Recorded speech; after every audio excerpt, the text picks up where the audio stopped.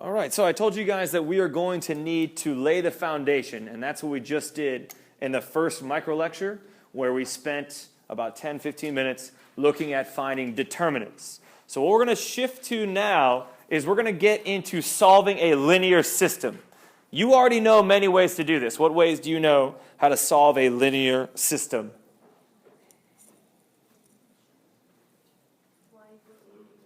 No, that's slope-intercept form. Substitution, graphing, and elimination. Those are three ways that you already know how to do that. But none of those ways involves matrices. So today, I'm going to teach a new way called Cramer's rule using matrices. Now, this guy, Cramer, his name is Gabriel Cramer. He was a mathematician in the 17th century in Switzerland. All right, so this one's for him today. All right. He is dead. But his legacy lives on today. That's not who I'm talking about. Gabriel Cramer, not Cosmo Cramer. That's a made-up fictional character. This person was real. Here we go. You should notice this is a system here, linear system. We have x, y, and then equal to a constant. So first thing we're going to do is we're going to make a coefficient matrix. So we're going to make a matrix out of the numbers that are in front of x and y. Those are the coefficients. All right? Then we're going to find the determinant, which you guys know how to do. You just learned how to find the determinant. Then we're going to set up some stuff here, all right, which again is going to be finding determinants. But I'm going to show you how to do it. Okay? Now, before you ask, when am I going to use this? The answer is never. You will never use this. But here is why we're doing it. All right, many reasons. But the main reason is I need you to be able to learn how to do new things. All right? Whatever you do with your life, you need to know how to learn new things when you have no idea what's happening. Okay, so in the next 35 minutes, you're going to learn how to use Cramer's rule to solve a system. All right? Are you ready? All right, I love it. Enthusiastic. Here we go. Example 3. First thing we're going to make is the coefficient matrix. So what are the numbers in front of x and y in the first equation? In front of x and y in the first equation. 1 and -1. So I'm going to write 1 and -1. Those are the numbers in front of x and y in the first equation. What about in the second equation? 2 and -1. 2 and -1. And now I'm going to find the determinant. For Cramer's rule, I'm going to label that as a capital D. Capital D for determinant of this matrix. Okay. So what am I going to multiply to find the determinant? 1 times minus. Minus 2 times -1. Very good. Quickly do the math in your head. Keep it to yourself.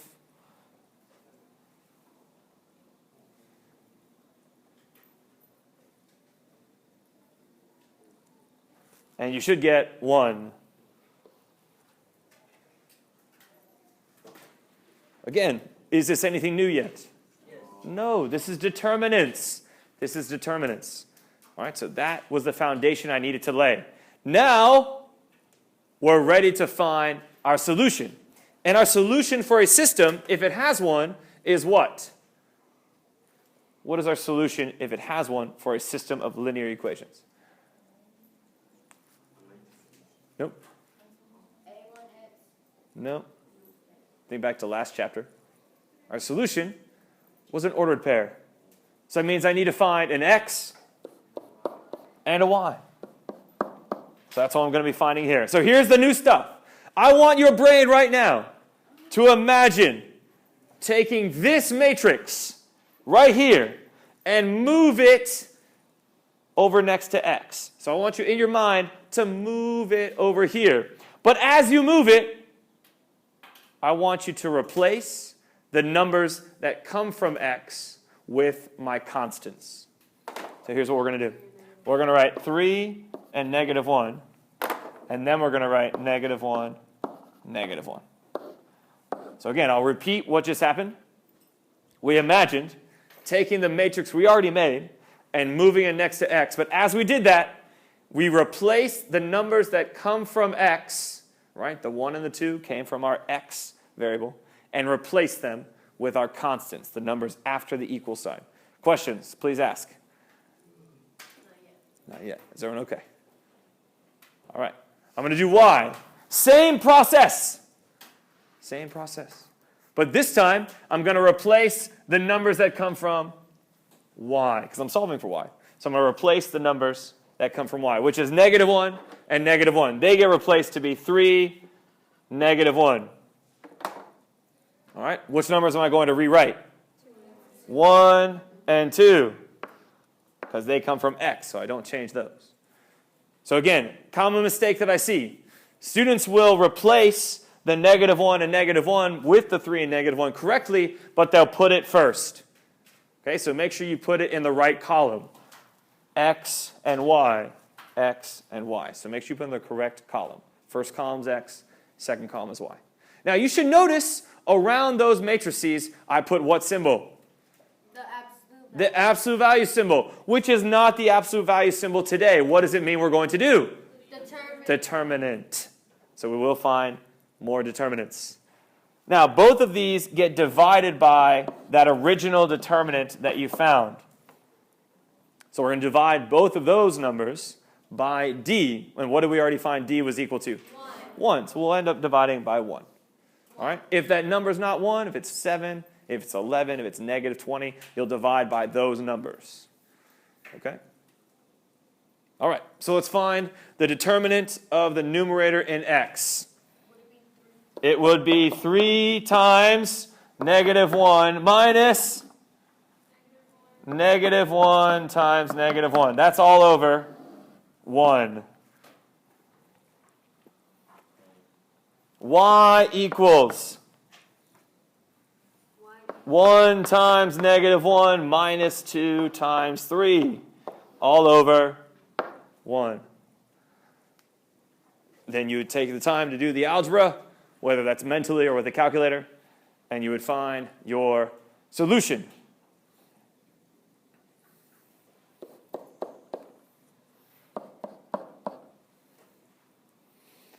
So what is our solution for x and for y?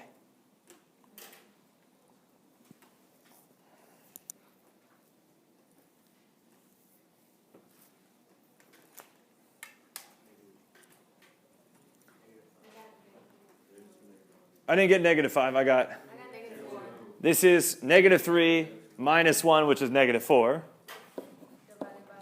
Divided by 1, which is still -4.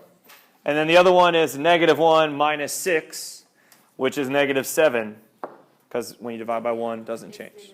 So the solution is -4, -7. And notice again how I wrote it. How did I write the solution? You can imagine that we graphed it and we found the intersection, but this is an ordered pair, which is what I'm looking for. Questions on this example? Okay, so that means we can try another one together? Yes. Excellent. Guys, this is the first time you've ever done this. Your brain is seeing this for the first time. So it's okay if you're not feeling great about it. Bashir, is there a question?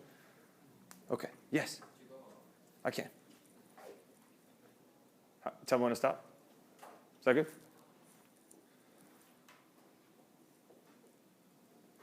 All right, let's try another one to see if you've got the process down. Because again, this is just a new process. You've never done it, but you're learning it right now.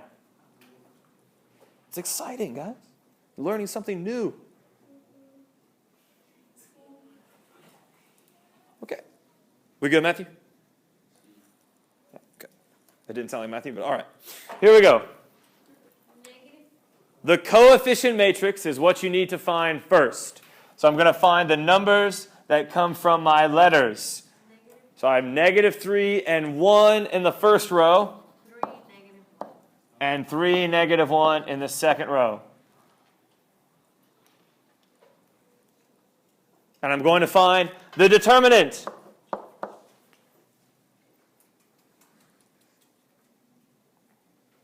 Which is going to be -3 times negative 1 minus 3 times 1. And what is that equal to? 0. Now, if you get 0, you're going to pause for a second. Because now you've narrowed it down to one of two answers. Your answer at the end is either going to be no solution, because these are parallel lines and they never touch, or your answer is going to be many solutions or infinite solutions because they are exactly the same line and touch all the time. All right? So I want you to back up to the front side. Wait, nope, it's on the back side. I lied. To this table. Find this table. And I want you to take 2 minutes.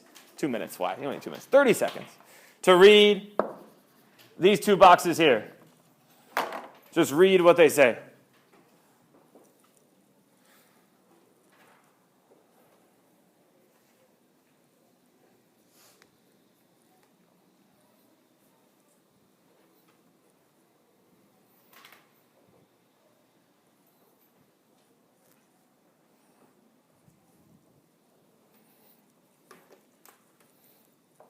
The key thing that you should see in reading that is that I need to look at the numerator. So the process that I just showed you is going to be the same process. But am I going to get like x equals 2 and y equals 6? No.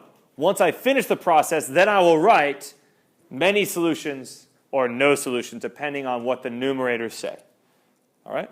So let's continue the process back to example 4. So I'm going to write x equals, even though will I be getting a number for x? No, I'm going to write y equals, even though I will not be getting a number for y. Okay? So here we go. I know that 2 and 7 are going to be in these matrices, but I got to figure out where do I put them. I'm solving for x, so which numbers get replaced? The numbers that come from x, negative 3 and 3. I'll say it again.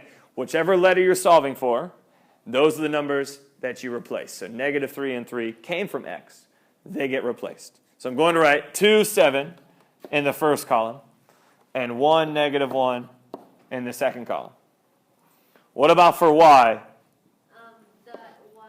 Which ones get replaced? 1 and negative 1. Make sure you replace them in the correct column. So I replaced 1 and negative 1 where they were in the second column. My first column of negative 3, 3 doesn't change. That's a little unique, so make sure you're focused on that. That's one of the hardest parts here. All right, all of these get divided by 0 or d. And again, can we divide by 0? No, so that should cue you in that something is going on. So let's find the determinant for x here. I've got 2 times negative 1 minus 7 times 1 all over 0. And this one is negative 3 times 7 minus 3 times 2 all over 0. So quickly do your algebra, whether that's mentally or with a calculator. Now the way I write this is I like to write them as fractions. I think it's easier if you write them as fractions over 0, with the understanding that you will not be dividing by 0 because you cannot divide by 0.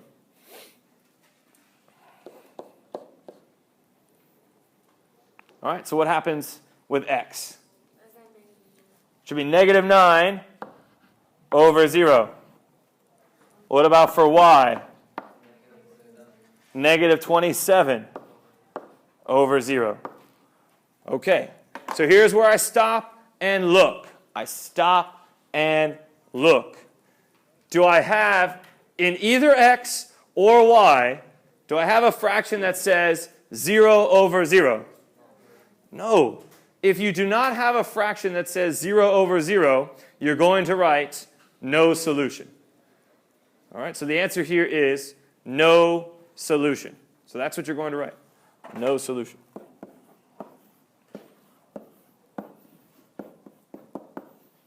Okay, so let's pause before I let you try. What would have happened if either this one, the x or the y, or both said 0 over 0? You would have written infinite or many solutions. Okay, so that's the difference. Is everyone okay with that difference? I said if you would have looked at the fraction and see either the x or the y, or both of them, says 0 over 0, then you write many solutions instead of none. That's the difference. Questions? Yes, Marcel? So 1, 0 over 0. Or both. One, both, then it's going to be many solutions. I don't care. Okay?